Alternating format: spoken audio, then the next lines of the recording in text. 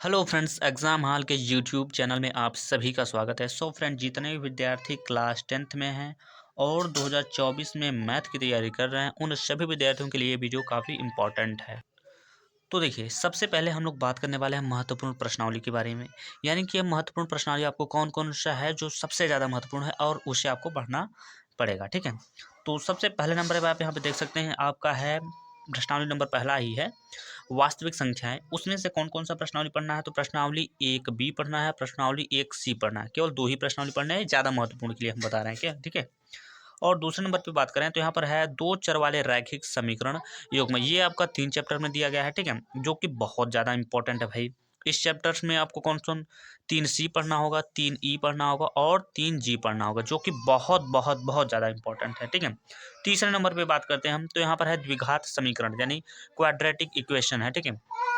इसमें आपको कौन, तो देखिए इसमें आपको पढ़ना पड़ेगा 4 का ए पढ़ना पड़ेगा, 4 का ई पढ़ना पड़ेगा और 4 का एफ पढ़ना पड़ेगा। यानी ये जो 3 प्रश्नावली है, 4A 4E 4F, बहुत ज़्यादा इंपॉर्टेंट है।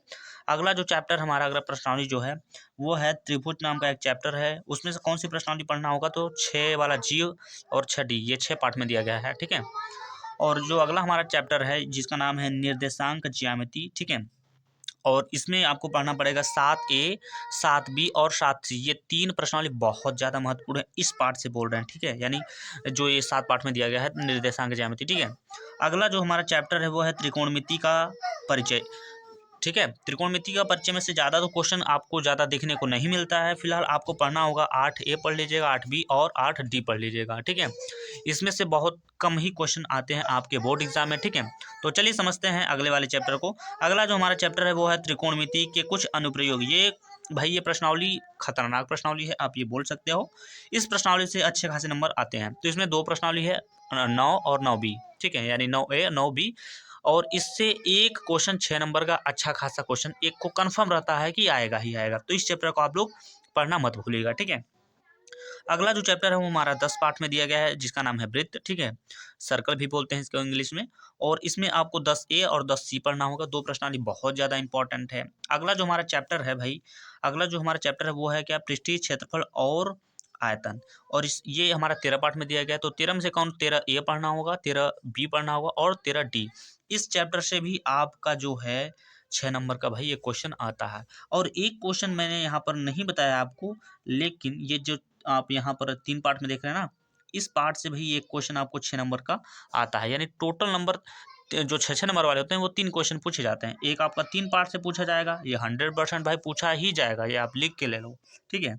एक क्वेश्चन आपसे त्रिकोणमिति के कुछ अनुप्रयोग से पूछा जाएगा और एक क्वेश्चन पूछा जाएगा पृष्ठीय क्षेत्रफल और आयतन से। तो 6 6 12 6 18 नंबर यहाँ से आपका कंप्लीट हो जाएगा, जिसका वीडियो जो है मैंने कई बार आपको बता दिया है। आप मेरे चैनल के माध्यम से यहाँ पर जाकर देख सकते हैं, ठीक है। तो यहाँ पर देख सकते हैं ये हमारा अगला चैप्टर है जिसका नाम है सांख्यिकी। सांख्यिकी इंग्लिश में बोलते हैं, क्या बोलते हैं, स्टैटिक्स बोलते हैं, ठीक है। तो ये 14 पार्ट में दिया गया है। तो इसमें आपको पढ़ना पड़ेगा 14A 14C और 14D। ये तीनों बहुत ज़्यादा इंपॉर्टेंट है। अब देखिए इस चैप्टर से आपको क्वेश्चन किस तरीके से पूछेगा, किस टाइप से, तो मैंने यहाँ पर लिख रखा है भाई प्रश्नों के प्रकार। यानी कि जो आपका ये 14 पार्ट में दिया गया स्टैटिक वाला, इसमें आपसे 3 क्वेश्चन पूछेगा। देखिए क्या पहला पहला बोलेगा माध्य। माध्य को हम लोग क्या बोलते हैं, समांतर माध्य भी बोलते हैं। दूसरे नंबर में आपसे पूछेगा माध्यक, या फिर इसी को हम लोग बोलते हैं माध्यिका। और तीसरे नंबर पे क्या है, बहुलक है। ये 3 ही क्वेश्चन पूछे जाते हैं चैप्टर नंबर 14 से, यानी कि सांख्यिकी चैप्टर से, ठीक है। तो आई होप आप लोग इसको समझ चुके होंगे। तो चलिए अब हम लोग बात करने वाले हैं कुछ बहुत ज़्यादा महत्वपूर्ण क्वेश्चन, क्योंकि मैं अपने वीडियो में हर एक वीडियो में मोस्ट इंपॉर्टेंट क्वेश्चन लाता रहता हूँ, ठीक है। तो चलिए क्वेश्चन की ओर चलते हैं। तो यहाँ पर आप लोग देख सकते हैं भाई, ये आपका क्वेश्चन नंबर पहला है। क्वेश्चन नंबर पहला जो बहुत ज़्यादा इंपॉर्टेंट है। ऐसे क्वेश्चन मैं आपको अक्सर बताता रहता हूँ कि भाई इस टाइप का क्वेश्चन जो है आपके बोर्ड एग्जाम में आता है, ठीक है। तो चलिए देखिए क्वेश्चन में कह क्या रहा है, कह रहा है बिंदुओं A, B और -A, -B के बीच की दूरी ज्ञात कीजिए। बहुत सिंपल क्वेश्चन है भाई, आई होप आप सभी को पता होगा ये किस चैप्टर से क्वेश्चन लिया गया है। तो चलिए सबसे पहले हम लोग लिखते हैं यहाँ पर सॉल्व। आप हल भी लिख सकते हो, कोई दिक्कत नहीं है।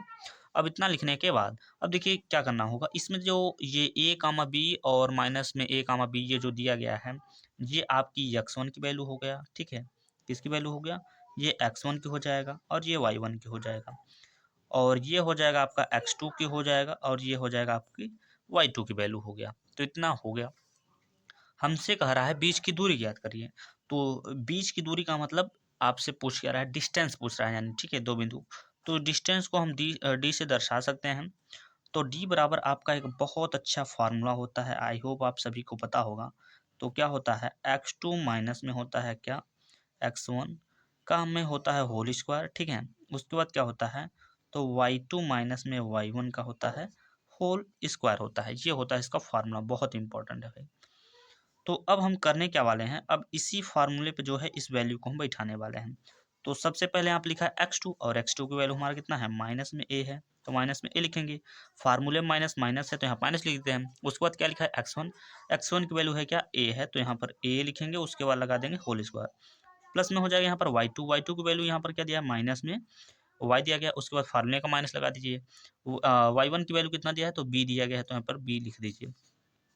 तो यहाँ पर हो जाएगा इसका स्क्वायर हो जाएगा। इतना हो जाने के बाद अब अगले स्टेप पे क्या करेंगे, तो माइनस में ए माइनस में तो ये जोड़ के हो जाएगा माइनस में 2a और स्क्वायर आपका यहाँ पर रहेगा ही, ठीक है। प्लस यहाँ पर माइनस में बी तो यहाँ पर हो जाएगा माइनस में 2b का यहाँ पर हो जाएगा क्या, होल स्क्वायर हो जाएगा। इतना हो जाने के बाद अब देखिए इसका वर्क करना होगा।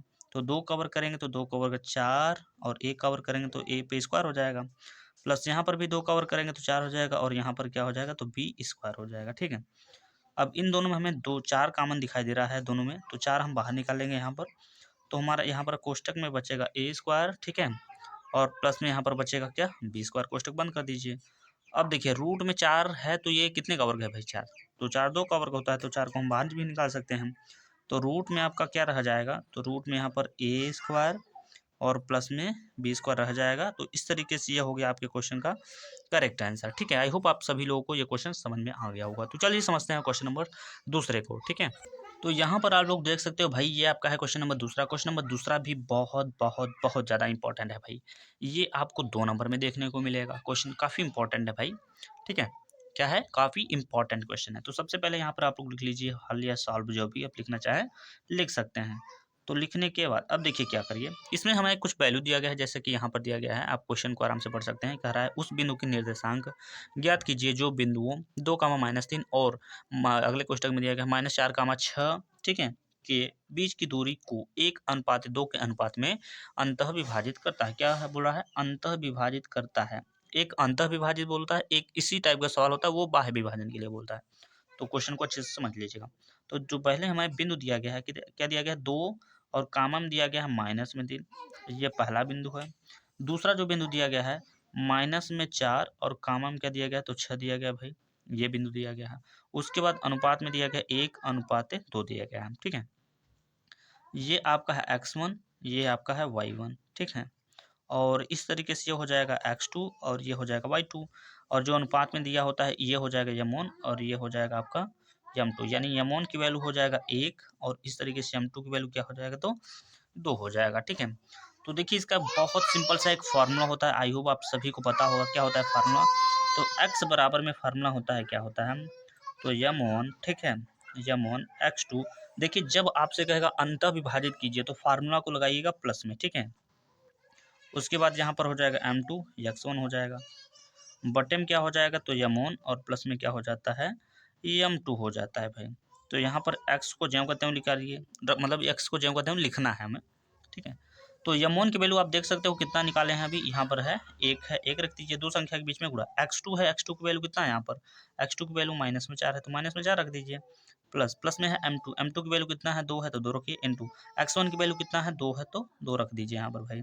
इतना हो जाने के बाद बटे में m1 है, m1 की वैल्यू 1 और प्लस में m2 की वैल्यू कितना, 2 है। इतना हो जाने के बाद तो x बराबर लिखिए, माइनस में 4 का गुणा करेंगे 1 में, तो -4 कम 4 हो जाएगा, प्लस 2 का गुणा 2 में करेंगे तो 2 दूना 4 हो जाएगा। 1 और 2 जोड़ेंगे तो यहाँ पर हो जाएगा 3। अगले स्टेप पे क्या करेंगे, x बराबर ये 4 माइनस में या प्लस में तो कट जाएगा, तो यहाँ पर आ जाएगा 0 और बटे में कितना हो जाएगा, तो 3 हो जाएगा।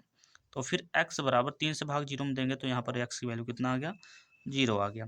इसी तरीके से अब हम y का भी मान निकालेंगे, तो फार्मूला हमारा होगा y बराबर, ठीक है, y बराबर हो जाएगा, यहाँ पर m1 लिखेंगे, उसके बाद यहाँ पर लिखेंगे y2, प्लस में यहाँ पर होता है m2, ठीक है, y1 अपान में क्या होता है, तो m1 और प्लस में क्या होता है m2 होता है। ये आपका है फार्मूला, तो y बराबर m1 की वैल्यू आप देख सकते हैं यहाँ पर 1 है, इंटू y2 की वैल्यू देख सकते हैं भाई कितना है 6 है, तो यहाँ पर 6 लिखिए, यहाँ पर लगाइए प्लस m2 की वैल्यू कितना है 2 है, 2 रखिए, इंटू y1 की वैल्यू माइनस में 3 है तो माइनस में 3 रख दीजिए यहाँ पर, और बटे में क्या हो जाएगा m1 की वैल्यू 1 और प्लस m2 की वैल्यू 2 हो जाएगा। तो y बराबर यहाँ पर हो जाएगा 6 का गुणा 1 में करेंगे 6 कम 6 हो जाएगा, प्लस और माइनस माइनस होता है, और 3 दूना कितना हो जाएगा 6 हो जाएगा, बटे में कितना हो जाएगा भाई 3 हो जाएगा। अगले स्टेप पे y बराबर ये 6 में से 6 घटाएंगे तो कुल मिला के यहाँ पर आ जाएगा 0, और बटे में कितना 3 हो जाएगा। तो y की वैल्यू यहाँ से कितना निकलेगा तो 0 निकल जाएगा, यानी x और y की वैल्यू दोनों की वैल्यू निकल गया 0। अतः आप बोल सकते हैं अभीष्ट जो बिंदु के निर्देशांक होंगे, या फिर ऐसा बोल सकते हैं निर्देशांक, ठीक है। अतः निर्देशांक जो हमारे निकल के आए हैं, पहले x की वैल्यू 0 निकला तो यहाँ पे 0 लिखेंगे, कामा y की भी वैल्यू 0 निकला तो 0, यही हो जाएगा आपके क्वेश्चन का करेक्ट आंसर, ठीक है। तो चलिए समझते हैं क्वेश्चन नंबर तीसरे को। तो चलिए यहाँ पर आप लोग देख सकते हैं, ये आपका है क्वेश्चन नंबर तीसरा। क्वेश्चन नंबर तीसरा काफ़ी इंपॉर्टेंट है भाई, ये भी आपको 2 नंबर में देखने को मिलेगा। तो कह रहा है के किस मान के लिए समीकरण 2x² माइनस के ब्रैकेट में x-1 इक्वल टू 0 के मूल बराबर होंगे, ठीक है। तो चलिए सबसे पहले इस क्वेश्चन में हम लोग यहाँ पर लिख लेते हैं सॉल्व लिखने के बाद अब जो हमारा समीकरण दिया गया है इसको थोड़ा सा लिख लेते हैं, उसके बाद हम हल करेंगे आगे, ठीक है। तो सवाल दिया गया है 2x, ठीक है, स्क्वायर माइनस में दिया गया है के, और ब्रैकेट में क्या दिया गया तो x माइनस में 1 इज इक्वल टू में दिया गया है 0। समीकरण को अभी सही रूप में ये सवाल नहीं दिया गया, इसको हमें थोड़ा सा सही रूप में बनाना होगा।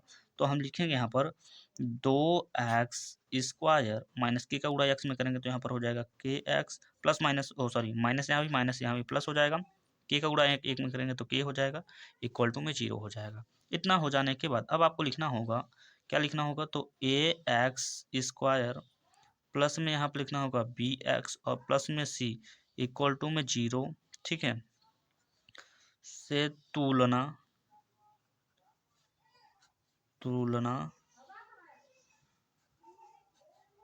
करने पर। तो इतना लिखने के बाद अब एक्स स्क्वायर से यहाँ पर एक्स स्क्वायर कैंसिल हो जाएगा, तो ए की वैल्यू यहाँ से निकल जाएगा कितना, ए की वैल्यू निकल जाएगा यहाँ पर 2, ठीक है। तो उसी तरीके से जब हम बी के एक्स से एक्स कट जाएगा तो यहाँ पर बी की जो वैल्यू निकल के आएगा माइनस में के निकल जाएगा बी की वैल्यू, और सी की वैल्यू जब निकलेगा तो सी के सामने यहाँ पर के है तो देख सकते हैं आराम से के यहाँ पर निकल गया, ए बी सी का मान यहाँ पर निकल गया। अब देखिए यहाँ पर लास्ट में बोला है कि ये मूल बराबर होंगे। इसमें देखिए फार्मूला आपको बहुत अच्छा से एक आपने पढ़ा होगा विभक्तिकर का फार्मूला, विभक्तिकर यानी कि डी बराबर फार्मूला आपका होता है, क्या होता है भाई तो बी स्क्वायर माइनस में होता है 4ac, ये आपका है फार्मूला। जब भी आपको कहेगा के मूल बराबर हों, के मूल समान हों, तो उस कंडीशन पे आप जो डी जहाँ पर लिखा है ना वहाँ पे आपको रखना होगा 0। क्यों रखना होगा, क्योंकि जब मूल इसका ज्ञात करेंगे ना तो डी की वैल्यू 0 यहाँ पर निकल जाएगा। तो इतना हो जाने के बाद अब इसी फॉर्मेट पे हमें रखना होगा। तो देखिए डी की वैल्यू हमने बताया भी 0 रखना होगा, बी की वैल्यू आपको पता है माइनस में के दिया गया तो यहाँ पर लिखेंगे माइनस में के, और इसका कर देंगे क्या स्क्वायर, माइनस में 4 है तो 4 लिखेंगे, इंटू ए की वैल्यू है, ए की वैल्यू यहाँ पर दिया गया है 2, इंटू सी की वैल्यू कितना दिया गया है तो के दिया गया है, के रख दीजिए। यहाँ पर 0 हो जाएगा बराबर के का जब स्क्वायर करेंगे तो माइनस ये जो है ये प्लस में के स्क्वायर हो जाएगा, माइनस 4 गुना यहाँ पर हो जाएगा 8, और क्या हो जाएगा यहाँ पर के हो जाएगा। तो इतना हो जाने के बाद अब समझिएगा क्या होगा, तो यहाँ पर 0 है तो 0 लिखेंगे, इन दोनों में हमें के कॉमन दिखाई दे रहा है तो हम के को निकाल लेंगे बाहर, तो यहाँ पर बचेगा के माइनस में क्या बचेगा 8 बचेगा, ठीक है। फिर अगले स्टेप पे क्या करिएगा, अगले स्टेप पे समझिएगा भाई क्या होगा। तो यहाँ पर हो जाएगा आपका 0 है तो 0 को लिख दीजिए बराबर, ये के जब नीचे जाएगा तो पूरा पूरा 0 हो जाएगा, तो जब 0 हो जाएगा तो यहाँ पर बचेगा के माइनस में यहाँ पर 8 बचेगा। अगले स्टेप पे फिर क्या करेंगे, हमें के की वैल्यू निकालना है तो ये 8 को पंचांतर करेंगे तो यहाँ पर हो जाएगा के बराबर कितना हो जाएगा 8 हो जाएगा, ठीक है। तो यानी के की वैल्यू हमें निकालना था, यहाँ पर आ गया है के बराबर 8, यही हो गया आपके क्वेश्चन का करेक्ट आंसर। तो चलिए समझते हैं क्वेश्चन नंबर चौथे को। तो यहाँ पर आप लोग देख सकते हैं भाई ये आपका है क्वेश्चन नंबर चौथा। क्वेश्चन नंबर चौथा काफ़ी इंपॉर्टेंट है, मैंने बताया था आपके प्रश्नावली 8 से जो क्वेश्चन आते हैं वो इसी तरीके के क्वेश्चन आपको देखने को मिलता है, इससे हार्ड ज़्यादा आपको देखने को नहीं मिलता है। अगर उससे कोई भी उस प्रश्नावली से कोई भी क्वेश्चन आपको डाउट रहता है तो कमेंट बॉक्स में ज़रूर कमेंट करिएगा ताकि मैं उसको भी अच्छे से आपको समझा सकूँ, ठीक है। तो चलिए सबसे पहले यहाँ पर लिखिए आप सॉल्व, या फिर हल लिख लीजिए, कुछ भी लिख लीजिए। यहाँ पर सबसे पहले लिखा है 5, तो 5 को लिख लीजिए। दो संख्या के बीच में होता है गुणा, गुणा लिख लीजिए। यहाँ पे लिखा है काश 60 अंश, तो काश के 60 अंश की वैल्यू होता है 1/2। आई होप आप सभी को वैल्यू तो याद ही होगा, ठीक है। और प्लस में यहाँ पर लिखा है क्या 4 है, तो 4 लिख दीजिए, इंटू यहाँ पर लिखा है सेक 30 अंश। अब देखिए सेक के 30 अंश का मान निकालने के लिए क्या करना होगा, काश के 30 अंश का मान पता होगा, और काश के 30 अंश का मान होता है √3/2। तो काश का जब 30 अंश का मान पता रहेगा तो सेक अपने आप निकाल लेंगे। तो रूट में 3/2 जो होता है, तो 2 को कर देंगे ऊपर, तो यानी 2 ऊपर हो जाएगा, रूट में 3 जो हो जाएगा वो नीचे हो जाएगा, तो निकल गया आपके सेक के 30 अंश का मान। इसका एक ट्रिक होता है बहुत सिंपल सा, आप चाहे तो उससे भी कर सकते हैं। अगर आपको ट्रिक नहीं आता तो कमेंट बॉक्स में जरूर कमेंट करिएगा, ठीक है। tan के 45 अंश का मान 1 होता है, सबको पता है भाई, पूरी दुनिया को पता है, ठीक है। और प्लस यहाँ पे लिखा है काश 90 अंश। देखिए साइन के 90 अंश का मान कितना होता है, साइन के 90 अंश का मान कितना होता है भाई, ठीक है, 1 होता है, नहीं सॉरी 0 होता है। तो ये देखिए काश के जो मतलब साइन के जो 90 अंश का मान होगा वो काश के सॉरी क्या बोलते हैं, साइन के जो 30 अंश का मान होगा वही काश के 90 अंश में ट्रांसफर हो जाता है। यानी साइन के 90 अंश का मान सॉरी साइन के 30 अंश का मान जो होता है वो 0 होता है, तो वही 90 में जब जाएगा काश के तो वो क्या हो जाएगा, वो भी 0 हो जाएगा। यानी इसका मतलब क्या हो जाएगा, काश के 90 अंश का मान यहाँ पर हो जाएगा 0 हो जाएगा, और यहाँ पर इसका स्क्वायर हो जाएगा, ठीक है, समझिएगा। तो यहाँ पर 5 है तो यहाँ पर 5 लिखेंगे, इंटू 1 का वर्ग करेंगे तो 1 हो जाएगा, यहाँ पर 2 का वर्ग, 2 का वर्ग हो जाएगा 4 हो जाएगा, ठीक है। प्लस यहाँ पर लिखा है 4 तो 4 लिख दीजिए, इंटू 2 का वर्ग करिएगा तो यहाँ पर 2 का वर्ग 4 हो जाएगा।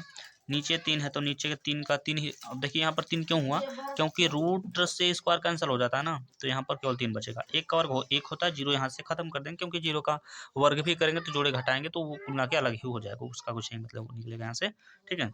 अब देखिए क्या होगा, 5 का गुणा 1 में करेंगे तो यहाँ पर 5 एक कम हो जाएगा, 5 हो जाएगा ऊपर, नीचे 4 एक कम 4 हो जाएगा, प्लस 4 चौके यहाँ पर हो जाएगा 16 हो जाएगा, और यहाँ पर 3 हो जाएगा, माइनस में हो जाएगा 1, इसके नीचे 1 मान लीजिए। अब ले लीजिए यहाँ से एलसीएम, तो 4, 3 और 1 का जब एलसीएम लिया जाएगा तो इसका जो एलसीएम होगा वो निकल के आएगा 12, ठीक है। अब 4 से भाग जब देंगे आप 12 में तो 3 बार कटेगा, और 3 पचे कितना हो जाएगा, तो 15 हो जाएगा, लिख दीजिए 15। 3 से भाग देंगे 4 बार में कटेगा, और 16 में गुणा कर देंगे तो 16 चौका होता है 64 होता है, 64 लिख दीजिए, माइनस 1 से भाग देंगे तो 12 बार में कटेगा, और 12 कम कितना हो जाएगा, तो यहाँ पर हो जाएगा 12। अगले स्टेप पे क्या करेंगे, तो 5 और 4 जोड़ेंगे तो 5 और 4 9 हो जाएगा, 6 और 1 हो जाएगा 7 हो जाएगा, माइनस में यहाँ पर हो जाएगा 12, और बटे में कितना हो जाएगा, तो 12 हो जाएगा। अब घटा लेते हैं, तो 9 में से गया 2 तो यहाँ पर बचेगा 7, और 7 में से 1 गया तो 6 बचेगा, और यहाँ पर हो जाएगा आपका 12, तो 12 लिख दीजिए। ये हो जाएगा आपके क्वेश्चन का करेक्ट आंसर। आई होप आप सभी लोगों को ये क्वेश्चन अच्छे से समझ में आ गया होगा। तो चलिए समझते हैं क्वेश्चन नंबर 5 को, ठीक है। तो यहाँ पर आप लोग देख सकते हैं भाई, ये आपका है क्वेश्चन नंबर 5। क्वेश्चन नंबर 5 में क्या बोल रहा है, यदि समीकरण 2x² प्लस 2x माइनस 3 के स्क्वायर इक्वल टू 0 का एक मूल माइनस में 3 है तो के का मान ज्ञात कीजिए। बहुत सिंपल क्वेश्चन है भाई, बहुत एकदम very very most important question भी बोल सकते हैं इस क्वेश्चन को। तो सबसे पहले हम लोग यहाँ पर लिखते हैं सॉल्व, या फिर हल भी लिख सकते हैं, ठीक है। समीकरण में हमारा जो भी कुछ दिया गया उससे हम देखिए समीकरण को पहले नोट कर लीजिए। तो समीकरण में दिया गया है 2x स्क्वायर, ठीक है, प्लस में दिया गया है 2x, माइनस में दिया गया है 3 और के स्क्वायर यानी 3 के स्क्वायर इज इक्वल टू में दिया गया है 0। कह रहा है का एक मूल क्या है, माइनस में 3। तो ये जो एक मूल है यानी ये वैल्यू किसका दे रहा है, तो ये x की वैल्यू आपको पहले ही कह दे रहा है कि x की वैल्यू यहाँ पर 3 दे दिया गया भाई, तो k की वैल्यू आप आसानी से निकाल सकते हो। जहाँ पर x होगा वहाँ पर हम माइनस में 3 रखेंगे, तो यहाँ पर 2 है, इंटू एक्स की वैल्यू है माइनस में 3, तो माइनस में यहाँ पर 3 रख दीजिए, और इसका कर दीजिए क्या स्क्वायर, प्लस में यहाँ पर हो जाएगा 2 हो जाएगा, इंटू एक्स की वैल्यू माइनस में 3 है, माइनस में 3 रखिए, माइनस में यहाँ पर हो जाएगा 3, और यहाँ पर हो जाएगा के स्क्वायर इज इक्वल टू में हो जाएगा 0। तो यहाँ पर 2 है तो 2 लिखिए, इंटू माइनस में 3 का जब वर्ग करेंगे तो 3 तरीका का 9 हो जाएगा, प्लस में हो जाएगा, ठीक है। और प्लस और माइनस माइनस, और 3 दूना यहाँ पर हो जाएगा 6 हो जाएगा, माइनस में यहाँ पर हो जाएगा 3 के स्क्वायर इज इक्वल टू में हो जाएगा 0 हो जाएगा। तो 9 दूना यहाँ पर हो जाएगा कितना, 9 दूना 18 होता है, माइनस में हो जाएगा यहाँ पर 6, और माइनस में यहाँ पर हो जाएगा 3 के स्क्वायर इज इक्वल टू में हो जाएगा 0। अब यहाँ पर 18 में से अगर आप 18 में से 6 घटाएंगे तो यहाँ पर हो जाएगा आपका 12 हो जाएगा, माइनस में यहाँ पर हो जाएगा 3 के स्क्वायर इज इक्वल टू में हो जाएगा 0। अगली स्टेप पे क्या कर सकते हैं, तो यहाँ पर लिखेंगे 12, ये 3 को के को इधर जब पंचांतर करेंगे तो 3 के स्क्वायर जो है इधर आ जाएगा, और ये हो जाएगा प्लस में, हमें के स्क्वायर की यानी के की वैल्यू चाहिए तो 3 को पहले हटाना होगा, तो यहाँ पर हो जाएगा 12 और बटे में यहाँ पर आ जाएगा 3 इज इक्वल टू में यहाँ पर बचेगा के स्क्वायर। तो 3 से जब भाग दिया जाएगा तो ये 4 बार में कटेगा, फिर हो जाएगा यहाँ पर के स्क्वायर। तो के की वैल्यू जैसे ही निकालेंगे तो इसका स्क्वायर हटा देंगे तो यहाँ पर लग जाएगा रूट में 4 इक्वल टू हो जाएगा के। तो के बराबर यहाँ से निकल के आएगा प्लस माइनस में 2 कैसे निकला, क्योंकि ये जो 4 है वो 2 का वर्ग था। इस तरीके से यह हो गया आपके क्वेश्चन का करेक्ट आंसर। ठीक है, तो चलिए समझते हैं क्वेश्चन नंबर 6वें को। तो यहाँ पर आप लोग देख सकते हैं ये आपका है क्वेश्चन नंबर 6वां। क्वेश्चन नंबर 6वां बहुत ज़्यादा इंपॉर्टेंट है।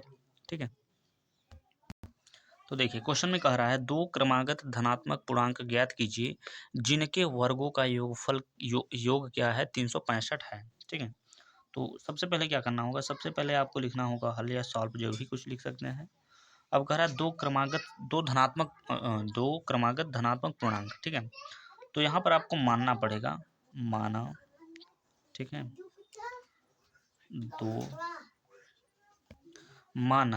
दो क्रमागत, ठीक है, क्रमागत धनात्मक, ठीक है, पूर्णांक। माना दो धनात्मक पूर्णांक, मान लीजिए पहली संख्या को आप मान लीजिए आप x है और दूसरी को मान लीजिए x+1 है। ठीक है, अब ऐसा हमने क्यों माना, अगर आपके दिमाग में क्वेश्चन उठता है ऐसा ही हमने क्यों माना, क्योंकि क्रम से बोल रहा है तो पहली संख्या को हमने मान लिया x, तो अगली संख्या क्या हुई x+1 ही होगी, क्योंकि क्रमागत बोला है। अगले स्टेप पे कह रहा है उनके वर्गों का योगफल कितना है 365 है, यानी कि आप यहाँ से बोल सकते हो, यहाँ से है ये प्रश्नानुसार आप लिख सकते हो। ठीक है, प्रश्नानुसार हो जाएगा, प्रश्नानुसार। तो पहली संख्या हमारा x है तो यहाँ पर कर दीजिएगा x का स्क्वायर प्लस योगफल बोल रहा है, और दूसरी संख्या क्या है तो x+1 इसका स्क्वायर कर दीजिए, और बराबर में हमारा कितना दे रहा है तो 365 दे रहा है। अब इसको थोड़ा सा और सॉल्व करेंगे तो यहाँ पर हो जाएगा आपका जो एक्स स्क्वायर रहेगा, यहाँ पर a + b के होल स्क्वायर से इसको तोड़ेंगे तो a स्क्वायर यानी कि हो जाएगा आपका x square plus b square यानी 1 का स्क्वायर, प्लस में 2 होता है, a का वैल्यू है x तो x लिखेंगे, b की वैल्यू है 1, का गुणा x में करेंगे तो इतना ही हो जाएगा। ठीक है, और बराबर में हम दिखा देंगे यहाँ पर 365। अगले स्टेप क्या करेंगे, एक्स स्क्वायर यहाँ से जोड़ देंगे तो यहाँ पर हो जाएगा 2x² हो जाएगा। x वाले वैल्यू को पहले लिख लेते हैं, यानी 2x को पहले और प्लस में ये 1 को पीछे। इसको जब इधर बुलाएंगे 365 को तो ये हो जाएगा माइनस में 365 इज इक्वल टू हो जाएगा यहाँ पर 0 हो जाएगा। अगले स्टेप पे क्या करेंगे, फिर लिखेंगे यहाँ पर 2x² और प्लस में यहाँ पर हो जाएगा 2x। 365 में से 1 जब घटाएंगे तो माइनस में आ जाएगा 364 आ जाएगा, इज इक्वल टू हो जाएगा 0 हो जाएगा। ठीक है, इतना हो जाने के बाद अब देखिए इनमें हमें दो सभी में कॉमन दिखाई दे रहा है, तो यहाँ से हम 2 कर लेते हैं कॉमन। तो 2 जब निकलेंगे तो यहाँ पर x² बचेगा, यहाँ पर आपका x बचेगा, -2 से काटेंगे एक बार में, और 2 8 16, 2 दूना 4, ये ब्रैकेट बंद, इक्वल टू क्या हो जाएगा 0 हो जाएगा। फिर अगले स्टेप पे क्या कर सकते हैं, ये 2 जब नीचे जाएगा 0 को पूरा 0 हो जाएगा, तो यहाँ पर आपका बचेगा क्या, तो x² प्लस में यहाँ पर x और माइनस में 182 इज इक्वल टू हो जाएगा 0। अब देखिए हमें पहाड़ा पढ़ना होगा ऐसा कि पहाड़ा पढ़ने पर जो है 182 आए और जोड़ने घटाने पर कितना है तो 1 आए। ठीक है, ठीक है, तो यहाँ पर अगले स्टेप हम लिखेंगे क्या, x² को हमें ज्यों करते हुए लिखना है प्लस। अब देखिए अगर आप 14 का पहाड़ा पढ़ते हो 13 बार, यानी इसके साथ 14 लिखेंगे, बीच वाला x इसके भी साथ यहाँ पर लगाएंगे। अब यहाँ पर लगाएगा माइनस, क्योंकि घटाएंगे तभी तो आएगा। तो 14 का पहाड़ा हमें पढ़ना है 13 बार, तो 13 लिखेंगे, इसके भी साथ लगा दें x, और माइनस में जो 182 है इसको लिख देंगे यहाँ पर 182। कुल मिला के यहाँ पर ये हो गया है गुणनखंड। यहाँ पर हम कॉमन ले लेंगे तो x यहाँ से बाहर निकल जाएगा, तो यहाँ से x निकलेगा तो x और प्लस में 14 यहाँ पर बचा हुआ रहेगा। ठीक है, माइनस इन दोनों में कॉमन कितने का है तो माइनस में 13 का है, तो माइनस में 13 निकालेंगे तो यहाँ पर क्या बचेगा x, माइनस जब निकला तो यहाँ पर क्या बचेगा प्लस हो जाएगा, ये जो माइनस था ये प्लस में कन्वर्ट हो जाएगा, और 13 से जब भाग दिया जाएगा 182 में तो ये कितने बार में काटेगा तो 14 बार में, और इज इक्वल टू क्या हो जाएगा तो 0 हो जाएगा। ये खंड और ये खंड आपके बराबर हो चुके हैं। तो अब क्या करेंगे, अगले स्टेप लिखेंगे x प्लस में हो जाएगा यहाँ पर 14 एक ब्रैकेट में। अगले स्टेप पे फिर क्या करेंगे, x ये जो बाहर है और माइनस में 13 है इसको कर लेंगे अंदर, इज इक्वल टू हो जाएगा 0। फिर अगले स्टेप में अब क्या करेंगे, अब लेंगे x प्लस में 14 इज इक्वल टू में 0 ले लेंगे। तो यहाँ पर x बराबर ये 14 पंचानता करेंगे तो यहाँ पर हो जाएगा माइनस में 14, x की वैल्यू यहाँ पर निकल गया। अब इसके साथ जब लेंगे तो x माइनस में यहाँ पर हो जाएगा 13 इज इक्वल टू में 0 हो जाएगा। तो x बराबर यहाँ पर 13 को पंचानता करेंगे तो ये हो जाएगा प्लस में 13 हो जाएगा। माइनस वाले आंसर को नहीं लेते हैं, प्लस वाले को लेते हैं। यानी कि आपने दो क्रमागत जो संख्या माना था, ठीक है, दो क्रमागत जो संख्या आपने माना था भाई, जो आपने माना था x कामा में x प्लस 1 माना था, तो x की वैल्यू हमारी कितना निकला, 13 निकला। एक संख्या ये हो गया और यहाँ पर हो जाएगा 13 प्लस में 1, यानी कह सकते हैं हम पहली संख्या हमारी 13 हो जाएगी, 13 प्लस 1, और ये हमारी हो गई दूसरी संख्या। तो यही हो जाएगा आपके क्वेश्चन का करेक्ट आंसर। आई होप आप सभी लोगों को ये क्वेश्चन काफ़ी बेहतर समझ में आया होगा। मैंने अपने तरीके से मतलब अपने तरफ से पूरा समझाने का आपको कोशिश किया है, ठीक है। तो चलिए इस वीडियो में बस इतना ही, मिलते हैं नेक्स्ट वीडियो में, तब तक के लिए जय हिंद जय भारत।